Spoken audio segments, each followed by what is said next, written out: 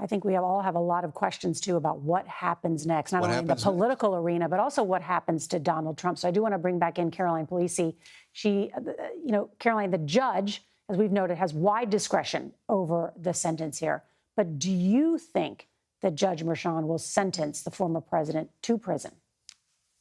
I don't. I personally do not think that, look, for better or for worse, Trump has been treated like any other criminal defendant. The fact is, based on a reading of a lot of these types of cases, not many are actually sent to serve time. And so if you're treating the former president just like any other regular Manhattanite that would have been sentenced here, as a first-time nonviolent offender, it would be very unlikely that he would go to prison. I think that if he does get sentenced, that would just sort of add fuel to his fire in terms of acting as though he's being singled out here. So not to mention the fact that there would be issues with the Secret Service. He would not be with the general population. It would be a big burden on the prison system to have him there. So personally, I think that the objectives of sentencing can be accomplished through other forms of punishment, fines, probation, that type of thing. So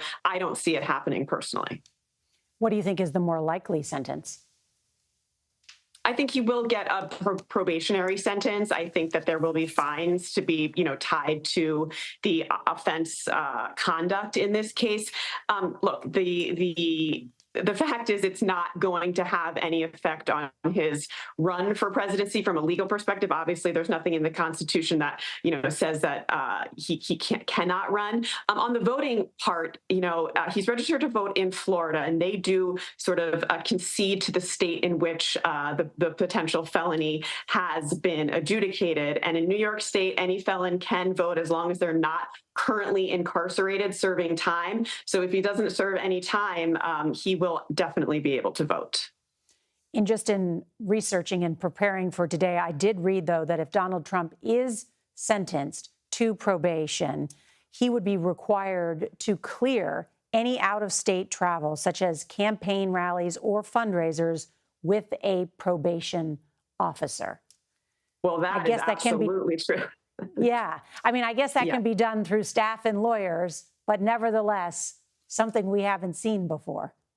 Absolutely. And that happens every day. I do that for my clients a lot, all the time. It is not fun dealing with probation, getting every little, detail of your life, really having them sign off on any time you want to travel. I do not see the former president, conceding lightly to this type of probationary sentence, but nonetheless, he will have to. And then finally, Caroline, on grounds for appeal, what do you think Trump's attorneys could latch onto? There are a lot of grounds for appeal here, starting with just the law, the statute under which the DA brought this case.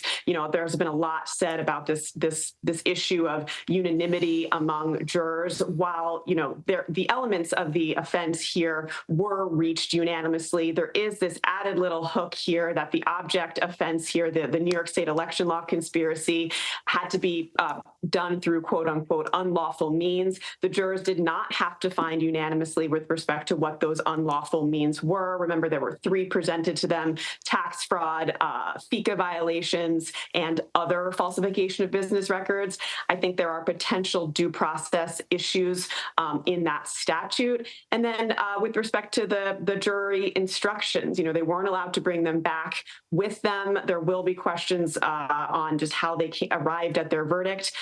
There is a lot here. I'm not convinced that any will take the day, but I do think that they are not frivolous arguments.